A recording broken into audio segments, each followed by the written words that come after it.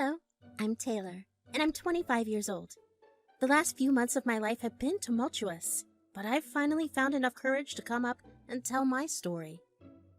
There is nothing more demeaning and belittling than the love of your life looking down on you at all times.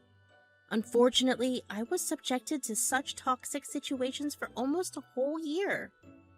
When I was working as a barista, a handsome young man used to visit me every day. I would come to learn that his name was Robert, or Rob for short. Rob worked as a programmer in a company near the cafe, and so we would see each other quite often. One day, he wrote a cute little note to me that he only came to the cafe so he could see me.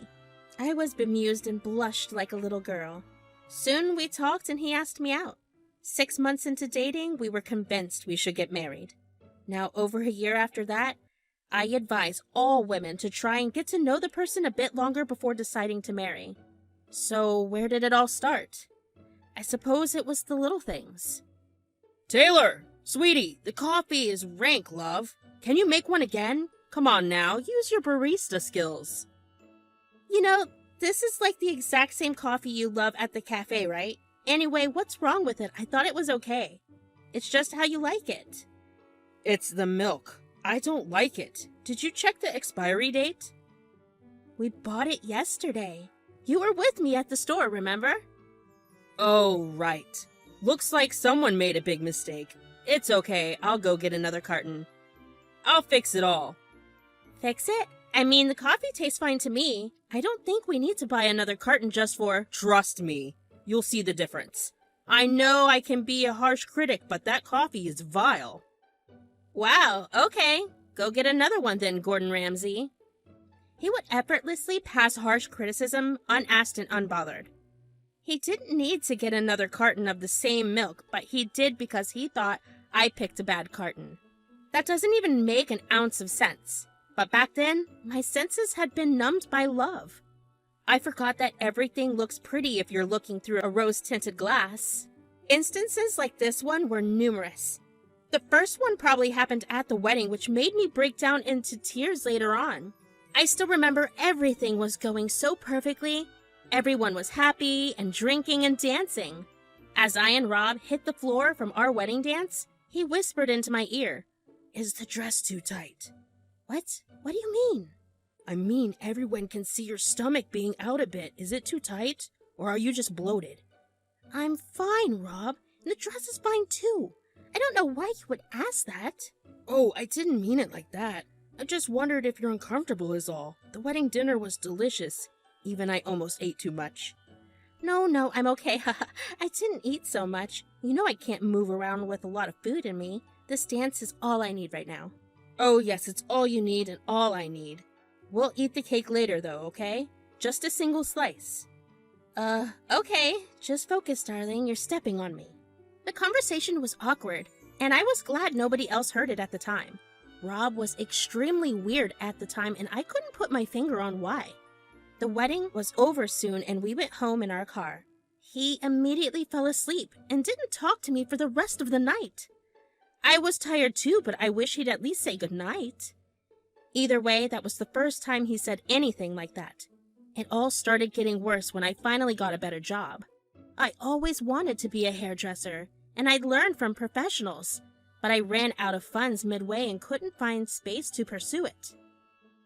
When I finally got a chance from this local salon, Rob didn't seem too excited about it. But don't you like being a barista? I mean, I don't hate it. It's not my dream job, though. I've told you this. Yeah, you did, but I never thought you'd actually go for it. Wouldn't that be a huge decision? It's not that huge, really. They pay better, and I'll finally do something I love. Sounds like a good deal to me. So working there would mean having to style men's hair as well? Other men would come to you and get their hair done. Yes. That's part of the job too, sweetie. But don't think too much of it. It's just a job. Everyone likes nice hair. Well, I'm not comfortable with you touching and styling other men's hair. What? It's just hair, Rob. It's not a big deal. It's how this job works. But you're my wife, and you'll do as I say. I can't have you styling other men's hair. It's weird and unfaithful. How is that unfaithful, honey? It's just a professional role. It's business. It's nothing more. Why are you thinking so much about this? Look, I don't know. I can't have you doing this. What will my friends say?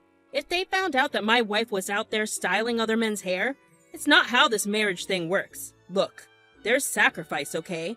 If you have to, keep being a barista the rest of your life, but this hair thing doesn't sit right with me.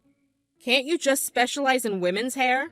I specialize in both, Rob. My job needs me to. I won't get a job if I set up a restriction like that. Then don't take it. It sounds so stupid anyway. You don't need it. Being a barista is a perfectly respectable job. It is, but Enough! I don't want to hear about this any longer. You're stressing me out. I'm gonna go to work and we'll talk about this at night, okay? Bye. And with that, he just left. I was so lost in that moment. What was I supposed to do? Talk to the work people or not? Was I endangering my relationship if I went for my dream job? It's so odd. I had so many male colleagues and friends over the past few years. He'd never seemed so off about something like this before. Now suddenly he didn't want me working because I might have to deal with men's hair? It was confusing. I'd already quit my old job because I needed some space to adjust to the marriage and just wanted to get into hairdressing. I thought I'd surprise him with the news if I ever got the job, but it didn't look like he wasn't very pleasantly surprised about it all. It was honestly sad. The day rolled into evening. I just spent my time sleeping and drinking some coffee. Around dinner time, he showed up at the house and looked a bit tipsy. He was late, so I assumed he went for some drinks with his colleagues after work. As soon as he sat down, he started talking. Hey, sweetie, look, I want to say one thing to you. I waited for him to complete. I may be a bit stringent, but I absolutely love you. You can do whatever you want with your life. I personally give you that freedom. I give you my permission, okay? But we have to make a deal. What deal, Rob? You won't be becoming a hairdresser, okay? I don't like the profession. I don't like my wife working with other men. I don't like you dressing up other people's hair. It's just not my thing. So I don't care what you do. Go open a business selling coffee or beans or something, but you're not getting into hairdressing. And what if I really want to be a hairdresser, Rob? Then you have my permission to leave my house and go live in whatever little apartment you were renting out earlier. I couldn't believe he just said that. Drunk or not, this man was no longer the one I knew. Or maybe I was wrong. Maybe he was always this man and I was merely seeing him in his true ways for the first time. I couldn't decide if I was being stupid then or if I had been stupid when I married him. I couldn't take it anymore and just stormed away from him at the time and locked myself in the bedroom. Moments later, he came banging on the door like a hooligan. Hey, come out now! Who's gonna serve me dinner? Man's gotta eat, okay? The food's right there. Take it and eat yourself. No, it's your job to handle the food. Mine is to handle the money. I mean, I didn't ask you to quit your stupid barista job. You looked cute doing it. Now come here and serve me something so I can sleep well. I'm not talking to you, Rob. Serve yourself. Fine. Do as you like. You're not gonna last long in there, you know. You have to face the truth. You're kind of a freeloader right now, and I'm not letting you take that stupid job, so just saying, consider your options carefully. I cried. Tears streamed down my face like a dam broke loose. I couldn't hold it in. The humiliation at the hands of my own husband. It was terrible because I couldn't recognize myself in that moment. Who was I? Was I a freeloader? Did I marry him for an easier life as a housewife? I knew those things were never on my mind as I worked as a barista, and those things were never on my mind as I married him. Why was I suddenly questioning myself then? It was all in his words. The harsh, hurtful things he said. I realized that even terribly untrue things could sound real too if they come from someone you love enough. I couldn't believe what was happening. My only escape was sleeping, and so I cried myself to sleep that night. By morning, things had become less chaotic. Good morning. God, I have a headache. What happened last night? Why did I fall asleep on the couch? I don't want to talk to you, Rob. I brushed past him and didn't even look him in the face.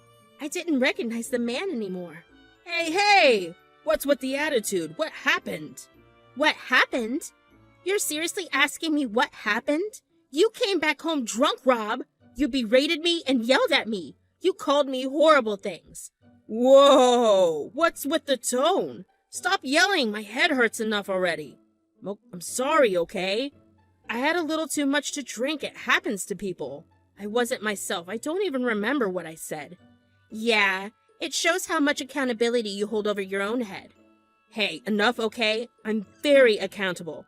I work for this household and I'm just a freeloader, right? Just eating and living here for free when you go out there and work hard for us, isn't that right, Rob? I didn't say that. You're saying that.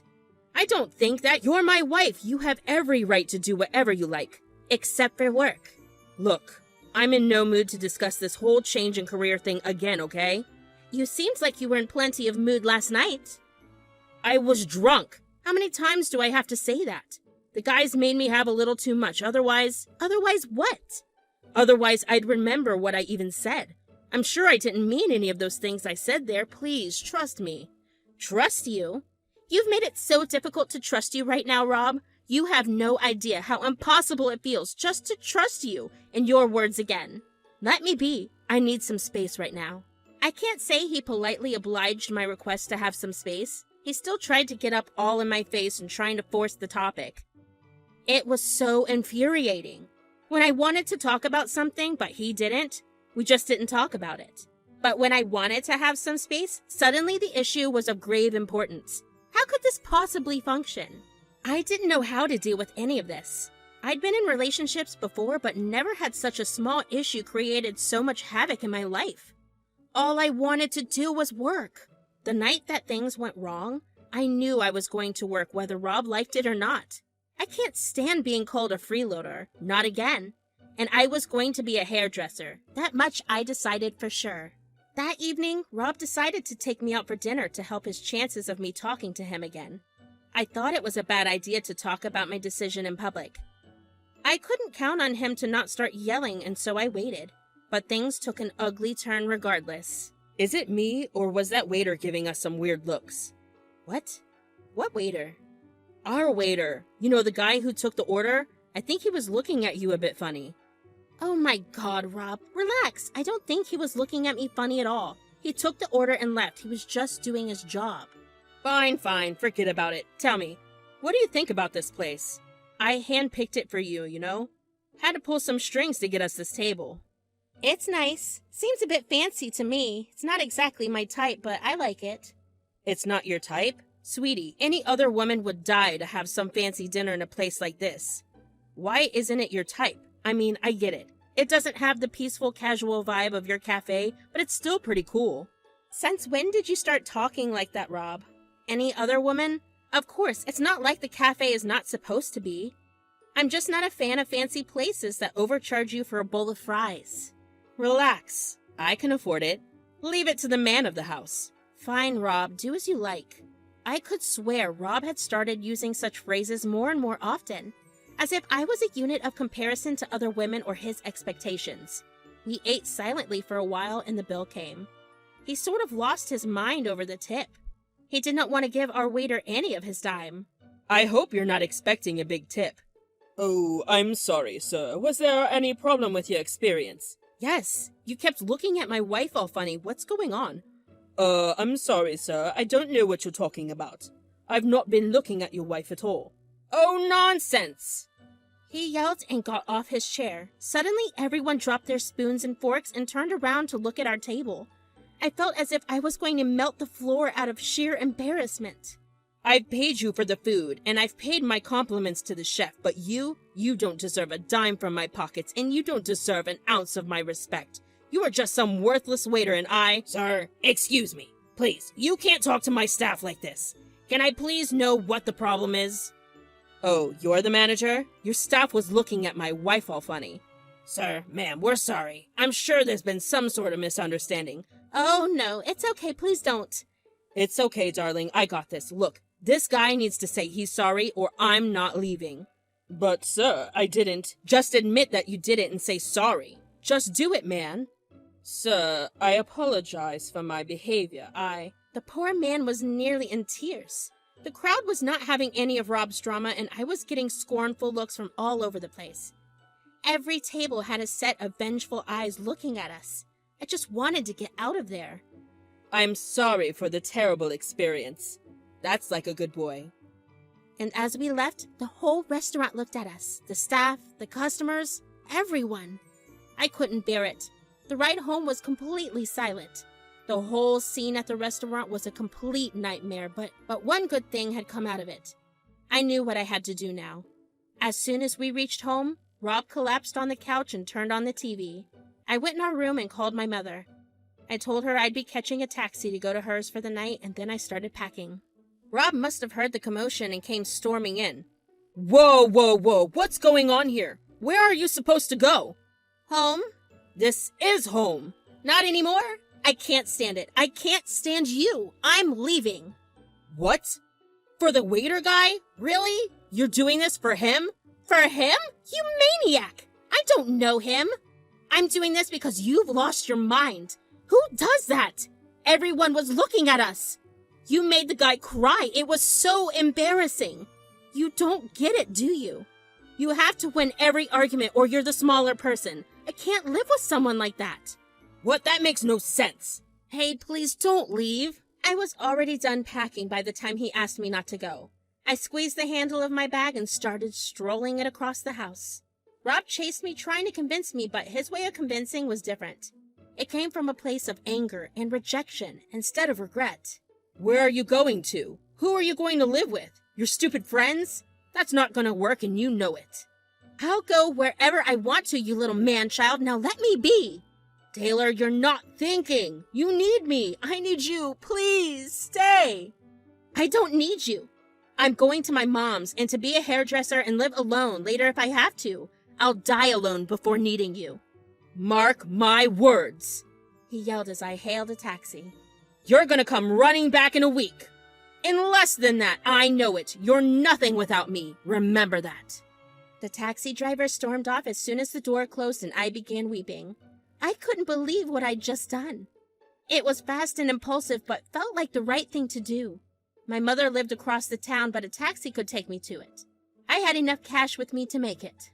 When I finally reached my home in about an hour, I cried in my mom's arms and told her the whole story. She seemed very surprised by Rob's behavior too, but gave me comfort anyway. She'd never been the type to abandon anyone, even in their worst time. She convinced me to take the final step and get rid of that guy for good. It wasn't an easy step, but it had to be done. I began getting into the procedure, and when things were ready, I went back to Rob. He opened the door all smug. See? I told you. Back in no time. Welcome home, honey. It's okay. I forgive you. Hold your horses, Rob. I'm not back home. Then what is it? Are you worried about me? No. I threw the papers and they fell to the ground. He kneeled down and picked them up. Reading them, he gave me an angry glare. Divorce, Rob. Sign them. Send them over. This is over. Goodbye. But... No, you don't get a say. Not anymore. I don't want to fight. I have no energy. Nothing will change my mind. Goodbye. My mind was all made up, and I left, and the next time I saw him was in court. We discussed our terms and separated for good. He tried to convince me again and again, but I wasn't going to budge. Took me months to settle down. Somehow, I didn't even miss being with him. Getting a new job and going to work from my mom's home was difficult. After all, the salon and my mom's home were miles apart, but I pulled it off anyway. Soon enough, I rented an apartment close to the salon and continued working. Today, I live alone and have no relationship with anyone. I see my friends every once in a while, but that's okay. Being alone isn't the best, but it's still better than being with someone like Rob. And I still have my dream job, so I'm more than happy. I know Rob needed me to feel like he had control. I took that away from him. My revenge was complete. The maniac was powerless now.